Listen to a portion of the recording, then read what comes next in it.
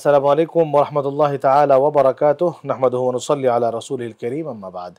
দূরে এবং কাছে, দেশে এবং প্রবাসে যে যেখান থেকে আপনাদের প্রিয় অনুষ্ঠান এসজেড ট্রাস্ট নিবেদিত ইসলামিক অনুষ্ঠান আলোকধারা দেখছেন, সকলকে জানাচ্ছি আন্তরিক শুভেচ্ছা এবং মোবারকবাদ। আশা করছি সবাই ভালো আছেন এবং সুস্থ আছেন।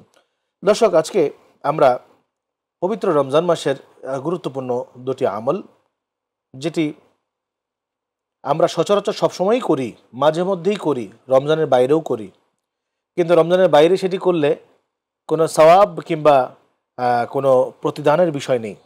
কিন্তু মাসের কারণে সাধারণ জিনিসটি অসাধারণ হয়ে গিয়েছে। এরকম একটি আমল বা কাজ হচ্ছে সাহরি এবং ইফতার।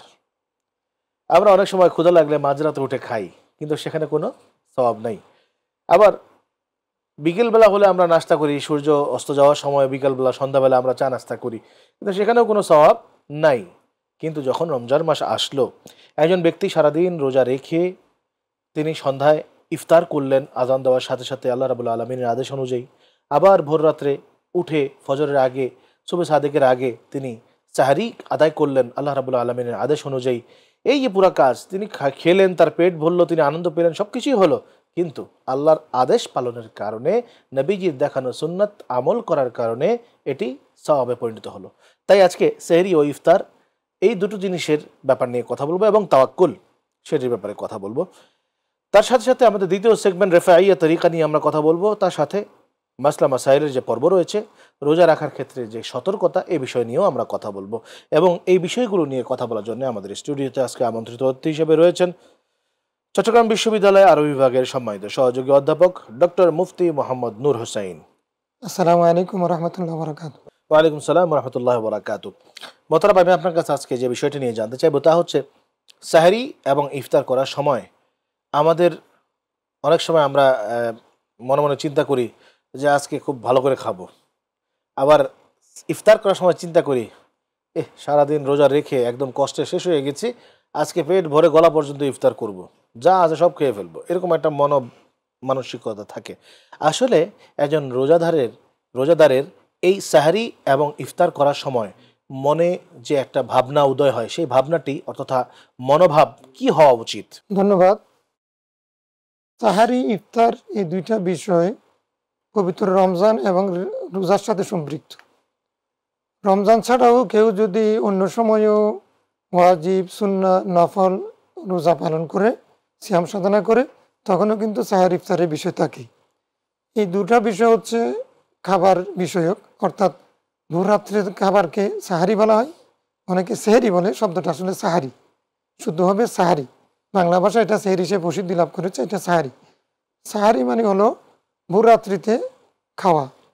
আর ইফতার শব্দের অর্থ হচ্ছে এমনি নাস্তা করা, কিন্তু এটা পরিভাষা যে কেউ সিয়াম সাধনা করার পরে সারাদিন সন্ধ্যার সময় অর্থাৎ সূর্য অস্ত যাওয়ার পরে ওই যে খাবারের মাধ্যমে রোজা ভঙ্গ করে, সিয়াম সাধনা ভঙ্গ করে, সেটাকে আমরা ইফতার বলি। অর্থাৎ রোজা ভঙ্গের যেই নাস্তা, সেটাকে আমরা ইফতার বলি। এক্ষেত্রে যেহেতু আমরা রোজা পালন করব, সারাদিন খাবো না, সেজন্য ভোররাত্রিতে খাওয়ার সময় কিভাবে আইটেম বাড়ানো যায়, বেশি করে খাওয়া যায়, খাইলে তাহলে খিদা কম লাগবে, এই একটা মানসিকতা একজন মানুষ হিসেবে মানুষের মনের মধ্যে উদয় হতে পারে। আবার সারাদিন রোজা পালন করার কারণে, বুভুক্ষ থাকার কারণে ইফতারের সময় সব খেয়ে ফেলবো, সেই মানসিকতাও মানুষের অন্তরে আসতে পারে, রোজাদের অন্তরে আসতে পারে। আসলে দুটোটা যেহেতু রোজার সাথে, সিয়াম সাধনার সাথে সম্পৃক্ত, ওই খাবারটা সাধারণ খাবার না, এটাও ইবাদত। কারণ রাসূলুল্লাহ সাল্লাল্লাহু আলাইহি ওয়াসাল্লাম বলেছেন, তাসাহারু ফাইন্না ফি বারাকা, তোমরা সেহরি খাও, সেখানে বরকত আছে। সেহরি খাও, এই জন্য সেহরি খাওয়া বা সাহারি খাওয়া সুন্নাত। এটা সুন্নাহ, তবে সেটা ফরজ, ওয়াজিব না। সাহারি খাওয়াটা সুন্নাহ। কেউ যদি সাহারি না কেউ যদি রোজা রাখে, যেমন সন্ধ্যা রাতে খেয়ে ফেললেন কিন্তু সাহারি খেতে পারলেন না ঘুমের কারণে বা অন্য কোনো কারণে, তাহলে উনি রোজা রাখতে কোনো অসুবিধা হবে না। যদি তিনি ওই অবস্থায় রোজা রাখলে যদি বেহুশ হয়ে না পড়েন বা অসুস্থ না হয়ে পড়েন, তাহলে সাহারি না খেয়েও রোজা রাখলে রোজা হয়ে যাবে। আচ্ছা, রোজার সাথে সাথে আরেকটি বিষয় কিন্তু চলে আসে, সেটি হচ্ছে আল্লাহ রাব্বুল আলামিনের উপরে তাওয়াক্কুল, নির্ভরতা। সেই তাওয়াক্কুলের কথা যদি আমি বলি, তাহলে এটি সাহরি এবং ইফতারে কিভাবে মানুষকে প্রভাবিত করতে পারে, এই তাওয়াক্কুল শব্দটি? তাওয়াক্কুল মানে হলো তাওয়াক্কুল আলাল্লাহ, আমাইয়া তাওয়াক্কুল আলাল্লাহ ফাহুয়া হাসবুহ। আল্লাহ বলছেন যে আল্লাহর উপরে তাওয়াক্কুল করে আল্লাহ তার জন্য যথেষ্ট। আর মুমিন হলেই ওয়া আলাইহি ফালিয়াতাওয়াক্কালিল মুমিনুন, মুমিনরা অবশ্যই আল্লাহর উপরে তাওয়াক্কুল করবে। তো আমরা তাওয়াক্কুল করার পরও আরেকটা বিষয় হচ্ছে আমাদের চেষ্টা থাকতে হবে। আমি বাঁচার জন্য আমাকে খেতে হবে, পানাহার করতে হবে। এই পানাহারের মধ্যে আমরা সাহারি এবং ইফতার সেটা আমরা উসিলা হিসেবে বাঁচার জন্য আমাদের চেষ্টা হিসেবে আমরা করে থাকি। কিন্তু খাবার এইটাই আমাকে বাঁচাবে বা পান করলে আমাকে বাঁচাবে সেটা নয়, বাঁচাবেন আমাকে আল্লাহ। কিন্তু আল্লাহ তাআলা আমাদেরকে যে একটা উসিলা তালাশ করার জন্য বলেছেন, ওয়াবতাগু উসিলা, সেই হিসেবে আমরা পানাহার করে থাকি। এই পানাহার করলেও আমরা এই রোজা পালন করবে আল্লাহর উপরে তাওয়াক্কুল করে যে আমার খাবার আমাকে বাঁচাবে না, বাঁচাবেন আল্লাহ। তো এই ক্ষেত্রেও আমাদের চিন্তা করা উচিত যে আমি সুন্নত তরিকা মোতাবেক খাবো, খাবার যা খাবো সেটা আমি সেক্ষেত্রে সীমালঙ্ঘন করব না, অপচয় করব না, তারপরে বেশি খাওয়ার চেষ্টা করব না। যতটুকু পরিমিত খাবার, যেটা আমার জন্য, অর্থাৎ চিকিৎসা বিজ্ঞানও যেটা বলে আমার শরীরের জন্য যেটা যাবে, ততটুকু আমি স্বাভাবিক যে খাবার খাই সেটা খাবো, হালাল খাবার খাবো, আর হচ্ছে পরিমিত খাবার খাবো। এই পরিমিত খাবার খাওয়ার উপরে পরেই আল্লাহর উপর তাওয়াক্কুল করবো, ইনশাআল্লাহ আমার রোজার মধ্যে কোনো অসুবিধা হবে না। সেটা সাহারির ক্ষেত্রেও ইফতারের ক্ষেত্রেও। তো সর্বাবস্থায় মুমিন হলো, ইমানদার হলে আল্লাহর উপরে তাওয়াক্কুল করবে এবং সেটা খাবারের ক্ষেত্রে তাওয়াক্কুলটা করতে পারে। তাওয়াক্কুল তো আল্লাহর উপরে, কিন্তু খাবারটা খাবে সুন্নাত মোতাবেক। একটা বিষয় হচ্ছে যে অনেক সময় আমরা দেখি যে আমাদের খাবারের আইটেম নাই বেশি, একটা অল্প একটু খাবার আছে, বা লোক সংখ্যা বেশি, খাবারের পরিমাণ কম, লোক সংখ্যা বেশি, তখন কিন্তু আসলে আমরা এই তাওয়াক্কুলটা আল্লাহর উপরে সবসময় রাখতে হবে যে এতটুকু খাবারই যেন আল্লাহ তাআলা বরকত দান করে সকলের সাহরির অথবা ইফতারের যে প্রয়োজনীয়তা এটি পরিপূর্ণ করেন, সেই তাওয়াক্কুলটা আমাদের রাসূলুল্লাহ সাল্লাল্লাহু আলাইহি হাদিস আছে, একজনের খাবার দুজনে খেতে পারে, দুজনের খাবার তিনজনে খেতে পারে। তার মানে হলো, অর্থাৎ আমরা যদি সেরকম নিয়ত করি, আল্লাহর উপর তাওয়াক্কুল করি, তা এবং বিসমিল্লাহ বলে যদি খাই, সুন্নাত ডান দিক থেকে খাই, আল্লাহর নাম নিয়ে খাই, তাহলে সেখানে বরকত হয়ে যাবে অবশ্যই। আচ্ছা, সাহরি এবং ইফতার এই দুটোর যে পরিমিত গ্রহণ করা, অনেক সময় আমরা দেখি যে সাহরিও আমরা বেশি খেয়ে ফেলি, আবার অনেক সময় দেখা যায় যে ইফতার সারাদিন ক্ষুধা থাকার পরে অতিরিক্ত পরিমাণে খেয়ে ফেলি। এই যে বেশি খাওয়া, এই বেশি খাওয়ার পেছনে এর ক্ষতি এবং কম খাওয়া বা পরিমিত খাওয়া এর উপকারিতা সম্পর্কে কি? আল্লাহ তাআলা বলছেন, ওয়ালা তুসরিফু ইন্নাল্লাহা লা ইউহিব্বুল মুসরিফিন, তোমরা অপচয় করো না, অপচয়কারীকে আল্লাহ পছন্দ করেন না। অপচয়টা খাবারের ক্ষেত্রে হয়, বিশেষ করে সারা পৃথিবীতে এখন যে অপচয়, যে পরিমাণ খাবার অপচয় হয়, এমনকি আমাদের মিডল ইস্টে, মধ্যপ্রাচ্যে, সৌদি আরবেও যে পরিমাণ খাবার অপচয় হয়, সেই পরিমাণ খাবার দিয়ে গরিব রাষ্ট্রগুলো, দরিদ্র রাষ্ট্রের মানুষগুলো বাঁচতে পারে। তো এই খাবারের ক্ষেত্রে অপচয় করা এটাও কিন্তু গুনাহ। আল্লাহ তাআলা অপচয়কারীকে পছন্দ করেন না। অপচয়কারীকে ইন্নাল মুসরিফিনা কানু ইখওয়ানাশ শায়াতিন, আল্লাহ তাআলা বলছেন যারা ইসরাফ করে তারা শয়তানের ভাই। ইন্নাল মুবাযযিরিনা কানু ইখওয়ানাশ শায়াতিন ওয়া কানা শায়াতুনু লিরাব্বিহি কাফুরা, মুবাযযির যারা, অর্থাৎ অপচয়কারী যারা, তারা শয়তানের ভাই। অতএব খাবারের ক্ষেত্রেও অপচয় করা এটা কোনোভাবে ইসলামে অনুমোদিত নয়, শয়তানের ভাই বলেছে, আল্লাহ তাআলা পছন্দ করেন না। সেই জন্য আমরা রোজা পালন করেছি কারণে যা ইচ্ছা খাই এরকম চিন্তা করাটা এটা দুদিক থেকেই অনুমোদিত। একটা হচ্ছে শরীয়ত এটা এলাও করে না, যদিও বা এটা এর কারণে বড় গুনাহ হবে না, কিন্তু শারীরিক ক্ষতি হলে তারপর কিন্তু যদি রোজা রাখতে অসুবিধা হয় বা আমি যদি অসুস্থ হয়ে আবার বাকি এই আবাদতগুলো করতে না পারি, তখন কিন্তু সেটা গুনার কারণ হবে। সে আবার চিকিৎসা বিজ্ঞানীরাও কিন্তু সেটাকে অ্যালাউ করছেন না। তো যদি আমরা পরিমিত খাই, নিয়ম মেনে খাই, সুন্নাত মোতাবেক খাই, তখন কিন্তু আমাদের জন্য শারীরিকভাবেও লাভ এবং শরীয়তের অন্যান্য বিধান পালনের ক্ষেত্রে আমাদের শরীর ঠিক থাকবে, তখন আমরা অন্যান্য ইবাদতও করতে পারবো। আর যদি বেশি করি তাহলে অপচয় হবে, সেটা গুনার কারণ হতে পারে। আচ্ছা, সাহরি এবং ইফতারে একাকি না খেয়ে যদি সাথে মেহমান নিয়ে খাওয়া হয়, সেটার উপকারিতা সামাজিকভাবে কতটুকু রয়েছে, ধর্মীয়ভাবে কতটুকু রয়েছে, সে বিষয়টি বলবেন। রাসূলুল্লাহ সাল্লাল্লাহু আলাইহি ওয়াসাল্লাম বলেছেন, ইয়াদুল্লাহি আলাল জামা, দলবদ্ধ থাকার উপরে, জামাতের উপর, অর্থাৎ দলবদ্ধ সংঘবদ্ধ থাকার উপরে আল্লাহ তাআলার রহমত। আল্লাহ তাআলার হাত মানে হচ্ছে এখানে আল্লাহ তাআলার রহমত। তো যে কোনো কাজ, বৈধ কাজ দলবদ্ধভাবে, যেটা দলবদ্ধভাবে করা যায়, সেই কাজগুলো সংঘবদ্ধভাবে, ঐক্যবদ্ধভাবে করাটা, সেটা আল্লাহর রহমতের কারণ। খাবারের ক্ষেত্রেও ইব্রাহিম আলাইহিস সালামের সুন্নাত ছিল এরকম যে উনি একাকী কোনোদিন আহার গ্রহণ করতেন না মেহমান ছাড়া। রাসূলুল্লাহ সাল্লাল্লাহু আলাইহি ওয়াসাল্লামও আসহাবুস সুফফাদেরকে নিয়ে খেতেন, ওনার পরিবার পরিজনকে নিয়ে খেতেন। এইরকম যেহেতু যখন একাকী না খেয়ে সুযোগ থাকলে অন্যদেরকে নিয়ে যখন খাবো, এই ইফতার করব, সাহারি করব, সেই সুযোগ থাকলে তাহলে সেটার মধ্যে বরকতও বেশি হবে, আল্লাহর রহমতও নাজিল হবে, এবং সেই খাবার কম হলেও সেখানে সমৃদ্ধি আসবে, সেখানে বরকত হবে, আল্লাহর রহমতের কারণে হবে। এরপর যে আমরা দ্বিতীয় আমাদের সেগমেন্ট যেটি রয়েছে তরিকা পরিচিতি, সেখানে চলে যাচ্ছি। আজকে আমরা রেফাইয়া তরিকা নিয়ে কথা বলবো।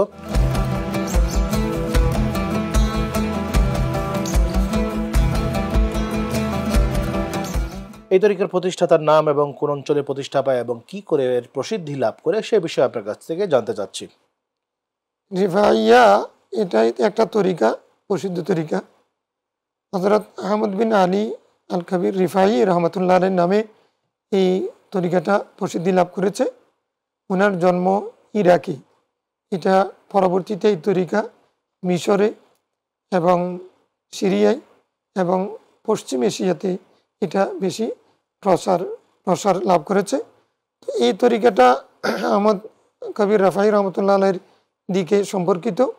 উনি ইরাকে 512 খ্রিস্টাব্দে উনি জন্মগ্রহণ করেছেন। উনি ষষ্ঠ শতাব্দী, হিজরি ষষ্ঠ শতাব্দীর মানুষ এবং খ্রিস্টাব্দ 12 শতাব্দীর মানুষ। তো উনি একজন বড় ধরনের ফকি ছিলেন, মুফতি ছিলেন এবং বড় বুজুর্গ এবং তাসাউফপন্থী লোক ছিলেন। তো ওনার নামে তরিকাটা প্রসিদ্ধি লাভ করেছে। মূলত হযরত আব্দুল কাদের জিলানী রহমতুল্লাহ আলাইহির ভাব শিষ্য ছিলেন উনি। পরবর্তীতে উনি কিছু আমল করার কারণে, বিশেষ কিছু আমল করার কারণে ওনার নামটা, ওনার তরিকাতে রেফাই হিসাবে প্রসিদ্ধি লাভ করেছে। তো ওনার তরিকার মধ্যে কিছু বিশেষ আমল আছে। তন্মধ্যে যেমন উনি মুহররম মাসের 11 তারিখ থেকে 17 তারিখ পর্যন্ত 7 দিন একটা আমল করতেন, ওনার তরিকাতের মধ্যে আছে। এই 7 দিন পর্যন্ত ওনার মুরিদ ভক্ত যারা, তারা আপনার কোনো ধরনের মাংস জাতীয় খাবার খান না, ওনারা সবজি জাতীয় খাবার খান এবং 7 দিনে 7 ধরনের আমল করেন, জিকির করেন। প্রথমে লা ইলাহা ইল্লাল্লাহ এই জিকির, দ্বিতীয় দিন আল্লাহ, তৃতীয় দিন ওয়াহাব, চতুর্থ দিন হাইয়ুন, এরকম সর্বশেষ কুদ্দুসুন। মানে এই 7 দিন 7টা জিকিরের মধ্য দিয়ে তারা সময় কাটান। ফরজ ইবাদত ওনারা ঘরে নেই, এই জিকিরগুলো করে উনি বিশেষভাবে ওনাদের এই তরিকতের মধ্যে এই জিকিরটা চালু আছে।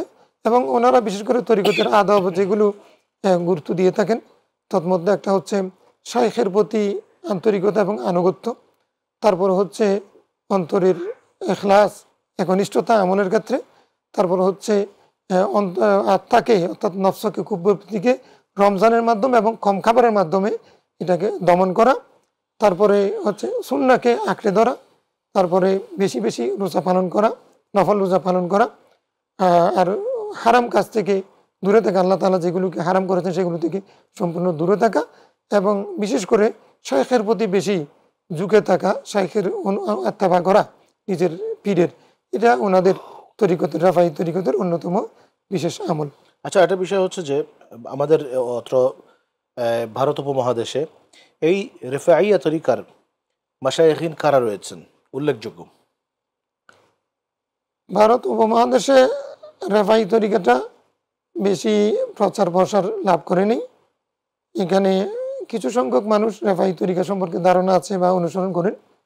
আমাদের এই ভারত উপমহাদেশে বিশেষ করে কাদরিয়া তরিকা, চিশতিয়া তরিকার মানুষ বেশি, নকশবন্দিয়াও কিছু আছে, মুজাদ্দিদিয়ারও মানুষ আছে। রেফাইয়া তরিকা এটা আমাদের কাছে আলেমরাও বিশেষ করে জানলেও সাধারণ মানুষ এই রেফাই তরিকার বেশি প্রচার প্রসার লাভ করেনি।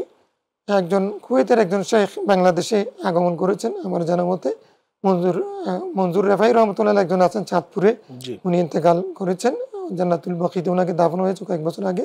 আহমদ কবির রেফাই রহমতুল্লাহ ওই তরিকতের মঞ্জুর রেফাই রহমতুল্লাহ, উনি এই দেশের মধ্যে মোটামুটি প্রসিদ্ধ আলেম হিসেবে এই তরিকতের উনি ছিলেন প্রসিদ্ধ ব্যক্তি। আচ্ছা, এই পর্যায়ে আমরা আমাদের তৃতীয় সেগমেন্টে চলে যাচ্ছি।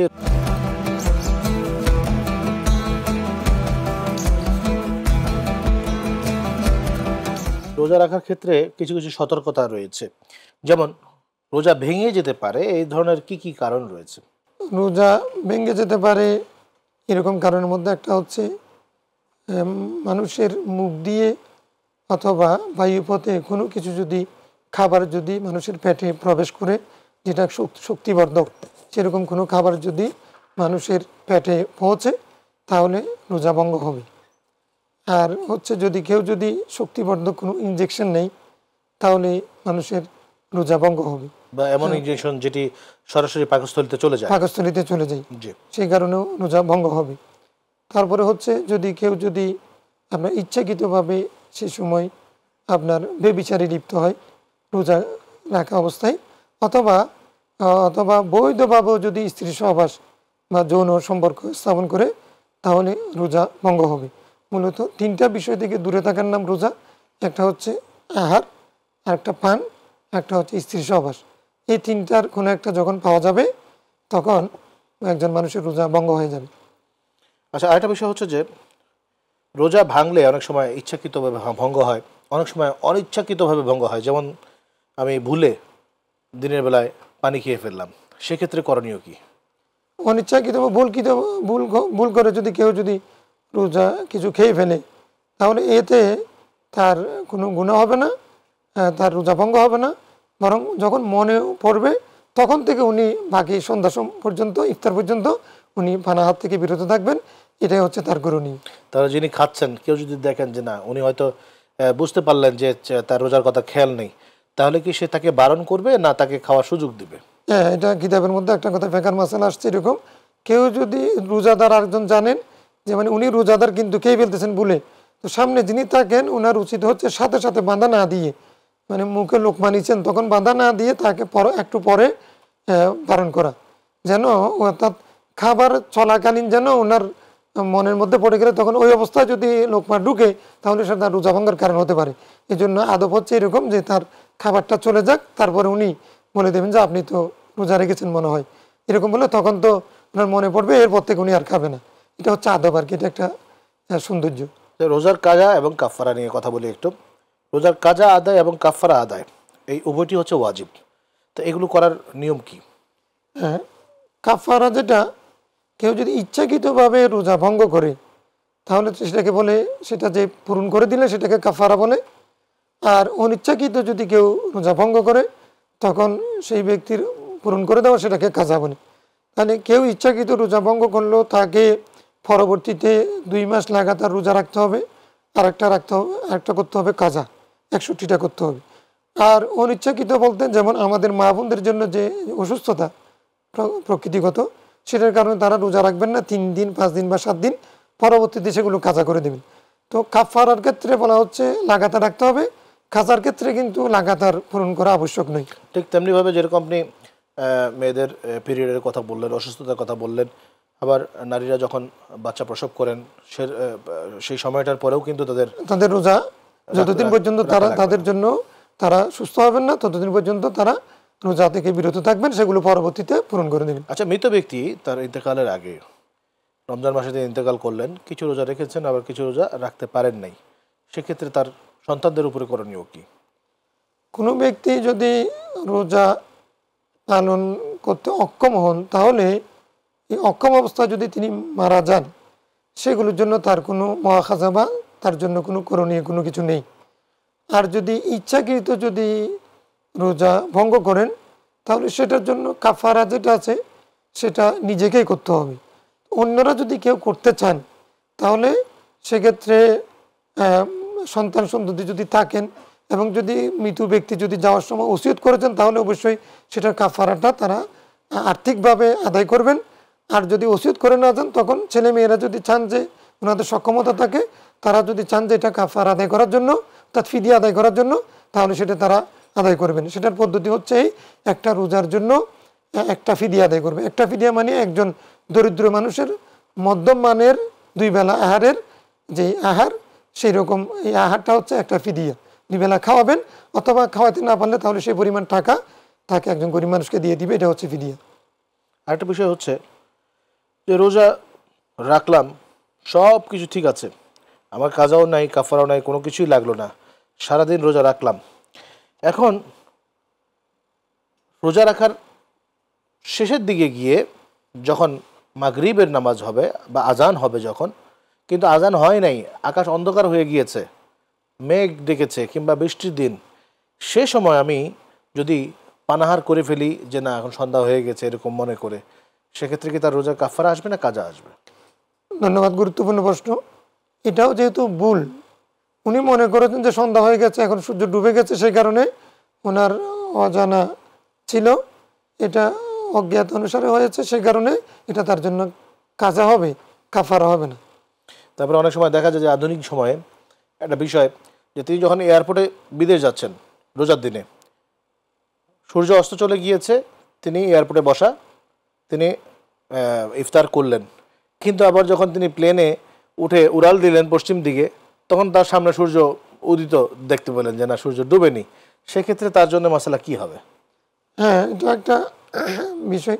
এটা আসলে উনি যেহেতু যেই দেশে প্রথমে এয়ারপোর্টে ছিলেন, সেই দেশে উনি রোজা পূর্ণ করে ফেলেছেন। ওই দিনের যত ঘন্টা রোজা ছিল উনি তত ঘন্টা রোজা পালন করে ফেলেছেন, সেহেতু তার রোজাটা পূর্ণ হয়ে গেছে। পূর্ণ হয়ে গেছে। এখন হচ্ছে বাদ বাকি হচ্ছে আদব। আদব হচ্ছে কি, উনি আবার বিমানে ওঠার পরে আবার দেখা যাচ্ছে সে পশ্চিম দিকে যখন যাচ্ছেন, তখন ওনার এখনো পর্যন্ত শেষ হয় নাই, তো সেই কারণে উনি অন্যের সামনে পানাহার না করে বিরত থাকাটা, এটা হচ্ছে আদব রোজার সম্মানার্থে। আর একটা বিষয় হচ্ছে যে আমি একটা জায়গা থেকে আমার রওনা দিলাম, বাংলাদেশ থেকে রওনা দিলাম, এবং অন্য একটা দেশে গিয়ে নামার পরে দেখলাম সেখানে আরও কিছু সময় বাকি আছে সূর্য অস্ত যাওয়ার, কিন্তু আমার দেশে সূর্য অলরেডি অস্ত চলে গিয়েছে, রাত হয়ে গিয়েছে। সেক্ষেত্রে কি সে ব্যক্তিটি প্লেনে ইফতার করে নিবে, না যে দেশে গিয়ে নামবে সেই দেশের ওয়াক্ত অনুযায়ী সে ইফতার করবে? নিয়ম হচ্ছে যে দেশে যিনি যখন যে দেশে থাকবেন সেই দেশের নিয়ম অনুযায়ী মানা। এটা হচ্ছে রোজার ভিত্তি, কোরআন শরীফের আয়াত। জি। যে এই জন্য আল্লাহ তাআলা ফামান শাহিদা মিনকুম আশ-শাহরা ফালিয়াসুম। শাহিদা মানে হাদরা, যে সে যদি ওই রমজান মাসে উপস্থিত থাকে, তো যে যেখানে থাকে সেটা অনুসরণ করবে। তবে কেউ যদি ধরেন মানে অন্য দেশে থাকার কারণে, দেশের ভিন্নতা দূরত্বের কারণে যদি হয়, তখন সাধারণত নিয়ম হচ্ছে যে কমন নীতি হবে যে সে যে দেশে আছে সেই দেশ অনুযায়ী তার জন্য বিধান প্রযোজ্য হবে। আপনাকে অসংখ্য ধন্যবাদ প্রিয় দর্শক। আজকে সেহরি এবং ইফতার নিয়ে এবং রিফাইয়া তরিকা, তার সাথে সাথে রোজা ভঙ্গের বিভিন্ন কারণ এবং রোজার যে মাসলা মাসাইলগুলো আছে, এই সমস্ত নিয়ে অত্যন্ত গুরুত্বপূর্ণ এবং বর্তমান সময় উপযোগী উত্তর দিয়েছেন ডক্টর মুফতি মোহাম্মদ নূর হোসেন। এবং আজকের এই যে বিষয়গুলো নিয়ে কথাবার্তা বলা হলো, দেখুন সেহরি এবং ইফতার হচ্ছে এমন একটা সময়, এমন একটা উপলক্ষ, যেই উপলক্ষ হচ্ছে একজন রোজাদারের সবচেয়ে প্রিয় মুহূর্ত এবং রোজাদারের সবচেয়ে গুরুত্বপূর্ণ মুহূর্ত। সেই সময়টিতে আল্লাহ রাব্বুল আলামিন যেরকমভাবে রহমত নাজিল করেন, ঠিক তেমনিভাবে একজন রোজাদারের পরবর্তী দিনের রোজা রাখার রসদ কিন্তু তিনি হাসিল করছেন। তো অবশ্যই এগুলো শরীয়তের যে মাপদণ্ড দেওয়া আছে সেই হিসাবে তাওয়াক্কুল রেখে আল্লাহর উপরে এই রোজার সাহরি এবং ইফতারে নিজেদেরকে শরিক রেখে, অপরকে শরিক করে এগুলো আদায় করা, যেন আল্লাহ রাব্বুল আলামিন আমাদেরকে তৌফিক দান করেন, আমিন। এবং সেই সাথে আজকের মতো এখানে বিদায় নিচ্ছি। ভালো থাকবেন, সুস্থ থাকবেন। আসসালামু আলাইকুম ওয়া রাহমাতুল্লাহি তাআলা ওয়া বারাকাতুহু।